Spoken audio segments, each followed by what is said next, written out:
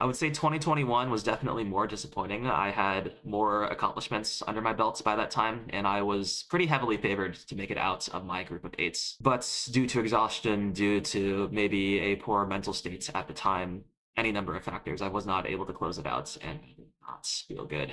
In preparation for 2022, I kind of just played the game, spending close to, I believe, 5 months on the PAL version of the game, which is a different kind of training that I don't think many other players have put themselves through, but I did it, and I think that experience made me a lot stronger. I was banking on the fact that because the 2022 World Championships would be in person, the format would return back to single elimination, and that would mean less matches and less chances for fatigue.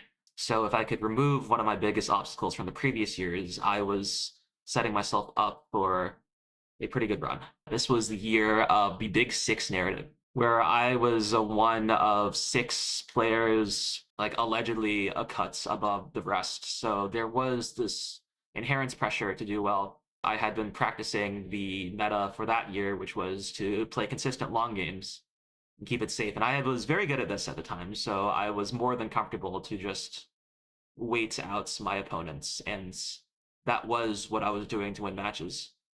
But my opponents at the time was doing this to arguably an even bigger extent, so it was mainly a sense of just like trying to see who would give first. And that was the theme of the entire match. Our first game, I think, lasted just as long, if not longer, than every other match that came before it, and it continued to escalate. And of course, this culminated in, I believe, the 2 million points game, where each of us scored 2 million points apiece. The common pattern throughout all of these matches was that I would hold a consistent lead, but ICX, my opponents, would just last very slightly longer and was able to clutch out the win on their end. Plummeting at this point. Man. Yeah!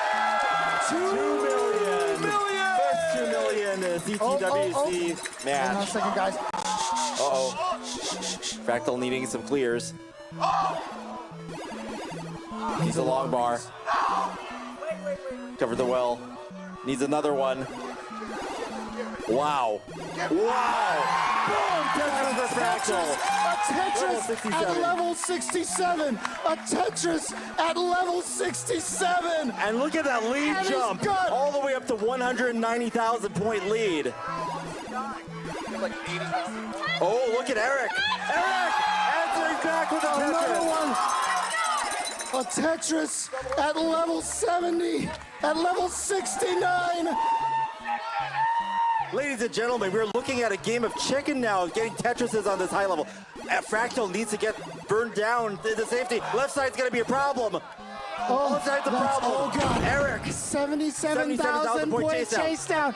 Can you imagine getting 2.189 million? And that might not be enough. 50,000. 29. 21. 18. 15. 12. 9. 2. Single. His strategy of survival is still holding true. Eric ICX is one game away from being able to win. He's up 2-1 here in grand finals. I think by the end of that game 3, I had essentially lost by that time, because I'd spent all my energy just playing for, I believe, like 20 minutes straight. It felt like knowing that this game was the one that I wanted to put everything on. And then I died early in the game afterwards, and that was the championship.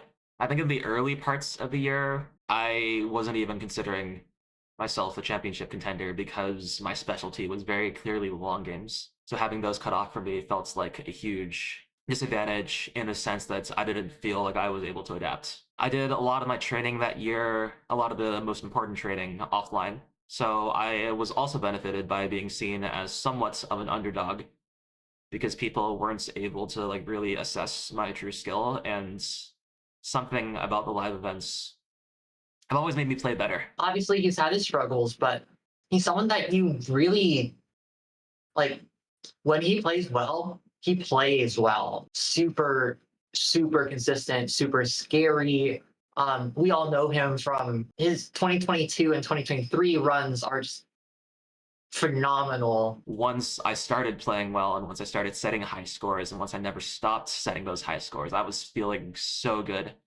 That created a positive feedback loop where I continued to play better. This momentum that I was gaining helped a lot in the finals because I went down 2 games right off the bats. And I was facing elimination at the time, but I don't think I even realized it because I was just so high on adrenaline at the time. And this is the moment where in previous years I think the fatigue would have hit me the hardest, but somehow it didn't. And I was able to power through. I had a great comeback. We had some really great games. And yeah, I wouldn't have had it any other way. I would say the recent rivalry with Blue Scooty to Race to the Game Crash and all of the subsequent media coverage also had an effect in that I was playing Tetris constantly and really wanting to get better. And it's at this point where I think the other elements of my winning streak comes into play, where I start questioning like what more I want to achieve. Where before I was like kind of driven by this desire to like reach the top and stay at the top and like maybe like just like win more to be considered better than the other people who have also won a lot. I think it's at this point where I start really beginning to consider whether this is like what I really want. And then I start wondering like whether like competition will do the same things for me that it used to in terms of like feeling like a worthwhile investment. So in sports, there's this concept known as the yips, where a player who is at the top of their game will sometimes mysteriously like start performing inexplicably worse in situations that don't make immediate sense.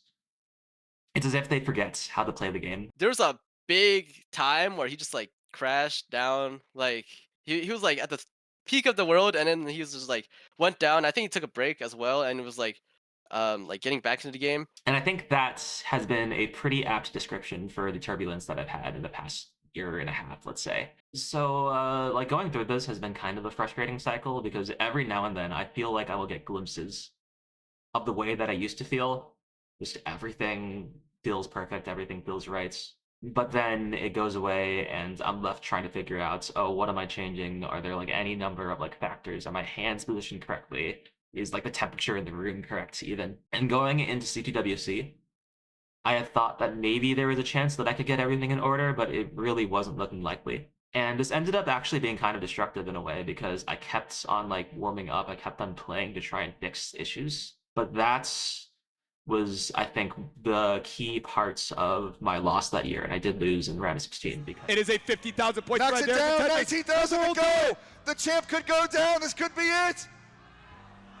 Oh my goodness. He's going to do a style. The touch, that'll do it. Yes! Trista has upset your defending world champion.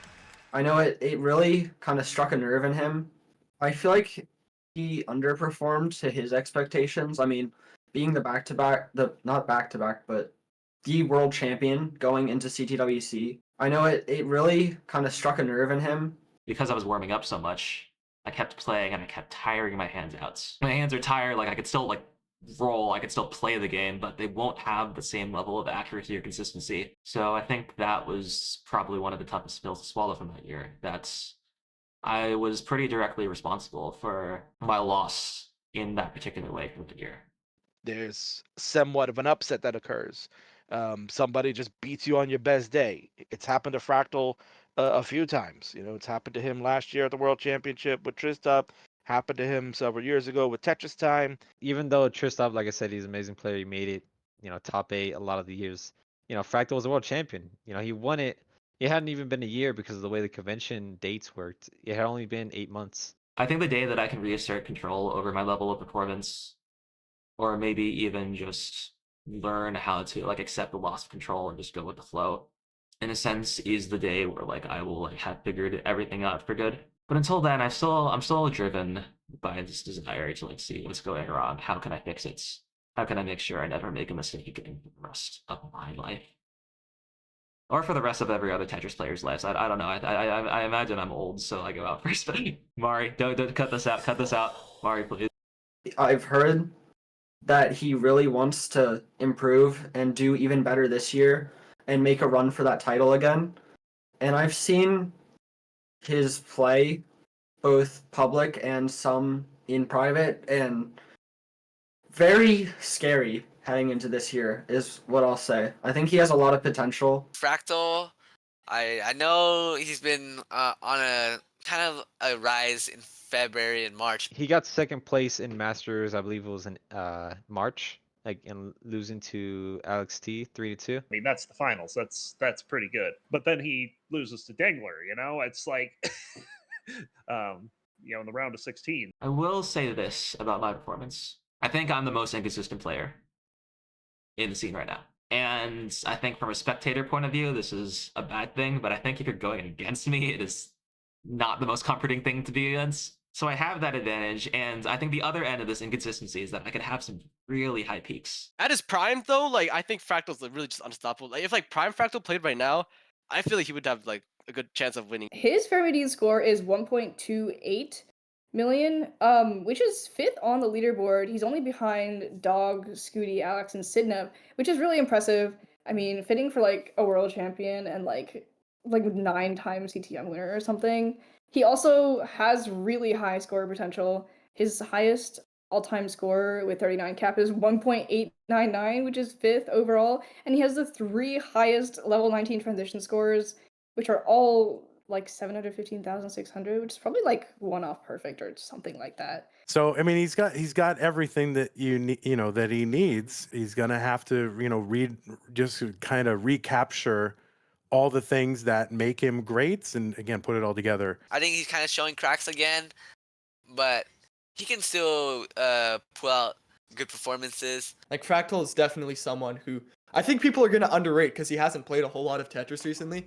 I think people are gonna underrate him. Don't underrate Fractal. He's just always gonna be at the top of the scene. It doesn't matter if he, takes a break, has like issues with Tetris, gets worse. He'll always just get back into his form that he can be. It's gonna come down to, does Fractal still have that want, that drive to win it all, right?